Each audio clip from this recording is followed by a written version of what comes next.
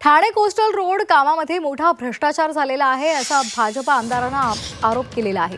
Thane coastal road भ्रष्टाचारावरून Bhajap शिंदेंना घेरण्याची रणनीती सध्या आखली जाते असं दिसतंय।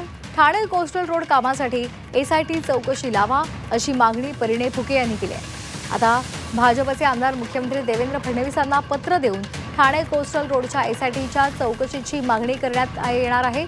काल सभागृहात प्रवीण दरेकर आणि प्रसाद लाड यांनी ठाणे कोस्टल रोडच्या भ्रष्टाचारावरून प्रश्न उपस्थित केले।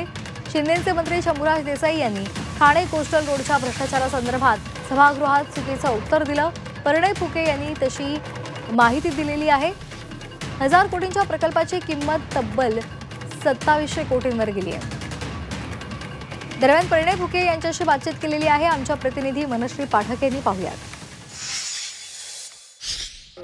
आमदार परिणय फुके सध्या आपल्या सोबत आहे। 1000 कोटीचं कामाचं 2700 कोटी इस्टिमेट्स नेण्यात आले, वाढवण्यात आले। 3 पट जवळपास ते इस्टिमेट्स वाढवण्यात आले आणि याच्यात कुठेतरी अधिकाऱ्यांच्या माध्यमातून काही अधिकाऱ्यांच्या माध्यमातून भ्रष्टाचार करण्यात आलेला आहे अशी आमची शंका आहे आणि म्हणून तो प्रश्न आम्ही उपस्थित केला होता। त्यात कोणतेही राजकीय वर्दष्ट नाही आहे। यामध्ये अधिकाऱ्यांनी परस्पर कोणतीही परवानगी न घेता, फायनान्स डिपार्टमेंटची कोणती परवानगी न घेता किंवा त्या विभागाची कोणती परवानगी न घेता त्यांनी परस्पर हे कामं देण्यात आलं असे आम्हाला सूचना आहे आणि या संदर्भात भ्रष्टाचार झाला ही आमची शंका आहे आणि म्हणून आम्ही काल सभागृहात हा विषय मांडला। त्यानंतर आज आम्ही काल आमचं समाधान झालं नाही म्हणून मग आज आम्ही मुख्यमंत्री साहेबांना भेटून या संदर्भातली तक्रार करणार आणि एसआयटी नेमण्याची आम्ही विनंती करणार आहे।